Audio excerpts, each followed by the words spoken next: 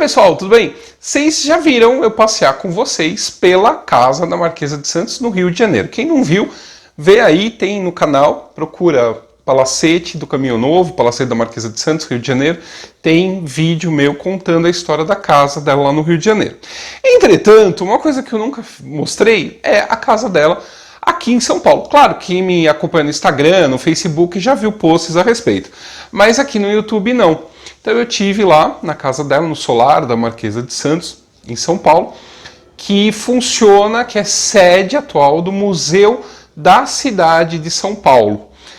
E eu conto um pouco dessa casa e eu queria contar só agora, nessa introdução, como que ela entra na vida da Marquesa de Santos. A Marquesa de Santos ela é paulista, ela nasce em São Paulo em 1797 e morre nessa casa que vocês vão ver agora em 1867, quase às vésperas de completar 70 anos de idade.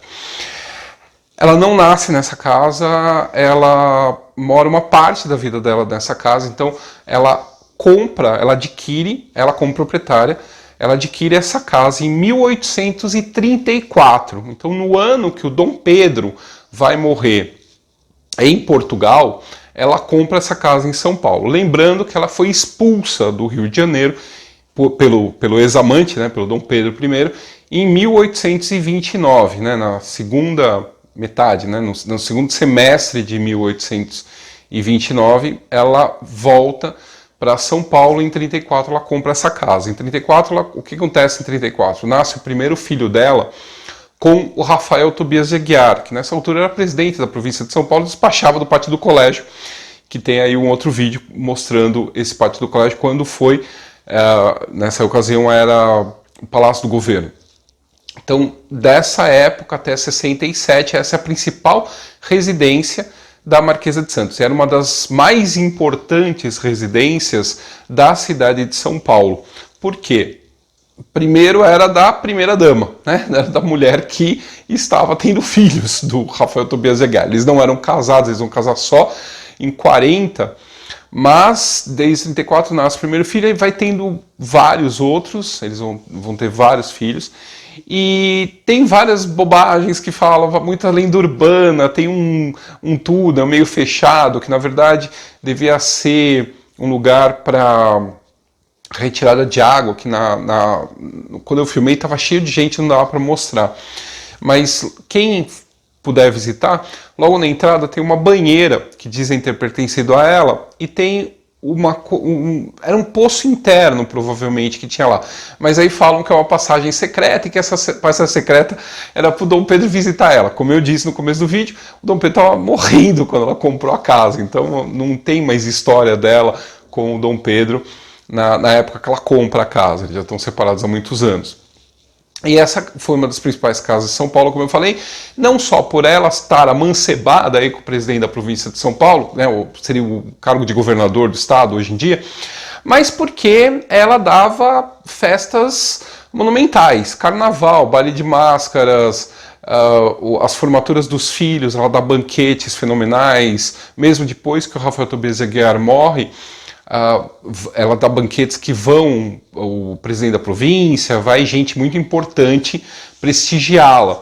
Ela, apesar de ela não ser mais amante do imperador, ela ainda mantinha relações com o Dom Pedro II. Existe uma carta dela informando o Dom Pedro II a respeito da política de São Paulo e tal, então há ainda uma relação estreita dela com a família imperial. O Dom Pedro II, ele vai conviver com a Condessa de Iguaçu, que foi a meia-irmã do pai, né? Foi a última filha da Marquesa de Santos com o pai, com o Dom Pedro I. E essa Condessa de Iguaçu vai frequentar a corte. O Conde de Iguaçu era um amigo de longa data do Dom Pedro II. E essa aproximação com o trono, então, permanece durante muitos anos.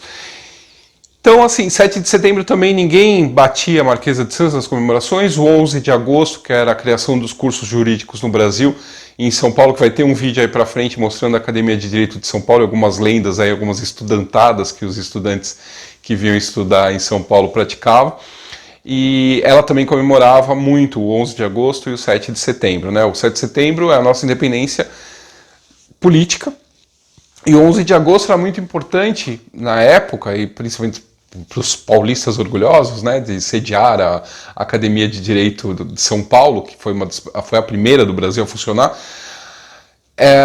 porque essa questão, você não precisava mais mandar os filhos estudarem em Coimbra, né, você já tinha um local para que os filhos da terra pudessem estudar, então isso dava um certo orgulho, né, de você também ter uma certa independência intelectual de faculdades europeias, né? Lembrando que no começo, a faculdade de Direito, ela tinha muitos professores estrangeiros, muita gente fugida de Coimbra por conta das guerras liberais, eram pessoas com ideias liberais que haviam fugido do Dom Miguel, né, do exército miguelista e do Dom Miguel, que tomou o trono da sobrinha, a Rainha Maria II. Então, esse polo vai atrair muita gente, muito estudante para São Paulo, e essa juventude vai ter na Marquesa de Santos o seu principal apoio, né? Porque essa Marquesa de Santos continuava tendo uma rede de sociabilidade muito grande e conhecia a famílias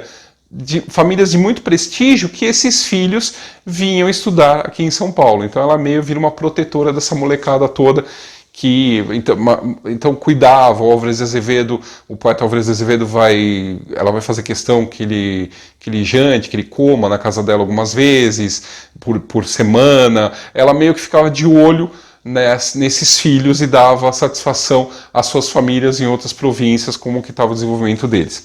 Tá legal? Então aí com vocês o vídeo. Falei demais para variar. Um abraço, até mais.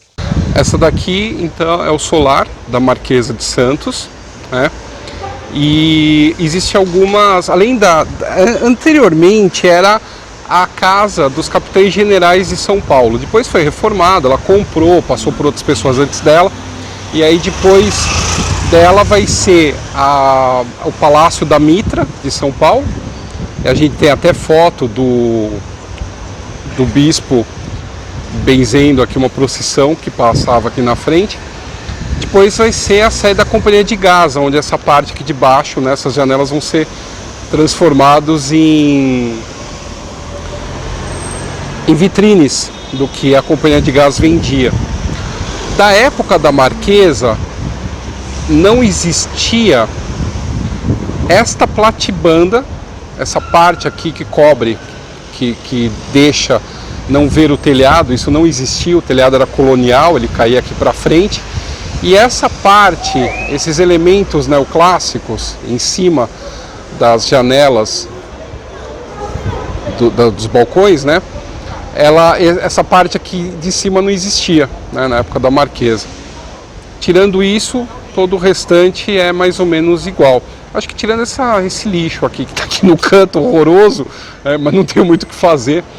Então ela tinha um local privilegiado para São Paulo da época, porque além de ser uma das maiores casas aqui do centro, ela passava procissão na frente da casa dela, o que era um must, né? Você pensar que não existia nem cinema naquela época, todas as festividades religiosas era algo a ser levado muito em consideração.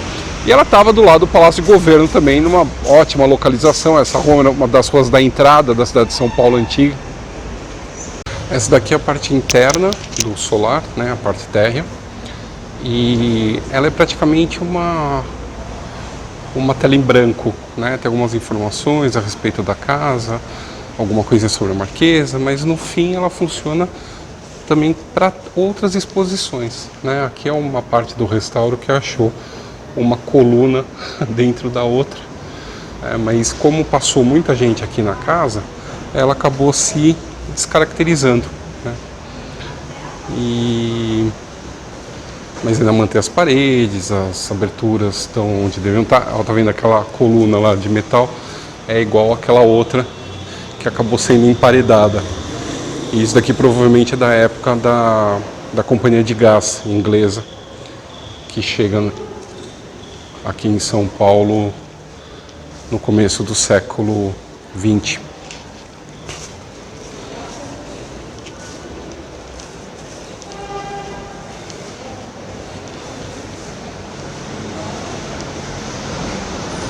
Se a Marquesa de Santos estivesse viva, seria essa a visão que ela teria do balcão da casa dela. Hoje em dia seria uma visão muito diferente da São Paulo que ela avistava quando ela morava no solar, que ainda guarda alguns elementos, mas muito poucos, da vida dela nesse casarão aqui no centro de São Paulo, que é um dos poucos ainda em taipa de pilão, que era uma técnica construtiva bem antiga.